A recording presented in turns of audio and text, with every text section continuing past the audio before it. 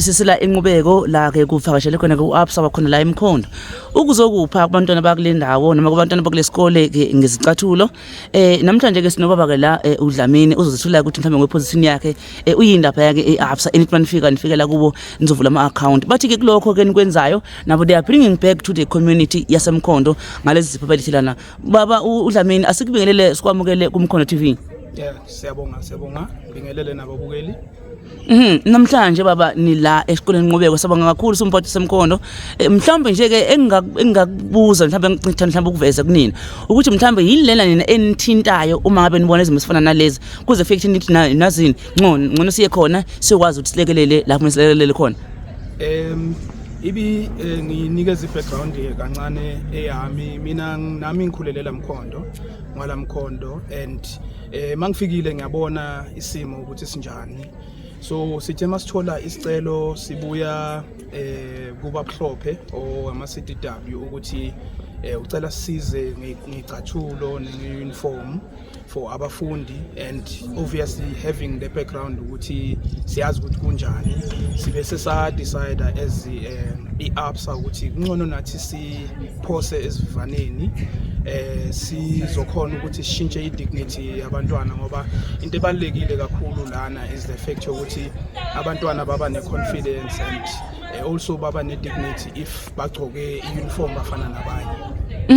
Mhlawumbe nje ke kwabanye labo somabhizinisi ngathi akunene not nene business eMkhondo kwabanye somabhizinisi ngokusho nako kuyavela la ukuthi uyasathi isidingo sokudonate eMkhondo ukuthi siningi kakhulu mhlawumbe amanye amazwi ongawathumela kuboza kweni in business ukuthi bafowethu asambeni siye emakhaya siyosiza ukuze uMkhondo uphakame ungathini kubona.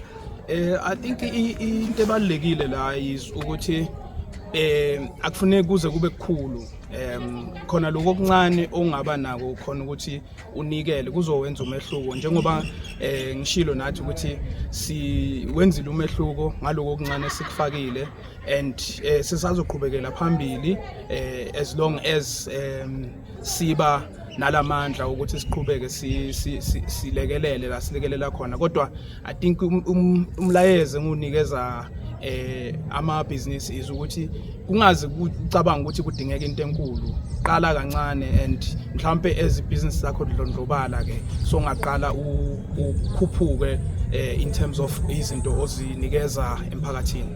Baba Dlamini amazwi akho ukugcina nje mhlambe usuvala ungawubhekisa kubantwana kuzipho enizibani bephezona. Maybe kokuqala is ukuthi abantwana abanakekele lesipho esibanikeze sona and then okunye okubaleke kakhulu ngoba sisesikolweni lana is ukuthi abantwana sicela ukuthi bayimisele emfundweni nabo bazokhona ukuthi babe successful and then maybe okugcina is ukuthi njengoba bazobhala ama exam I think bathe in 2 weeks time sibafisela impumelelo. Thank you. Siyabonga kakhulu baba. Ngiyabonga. Thank you.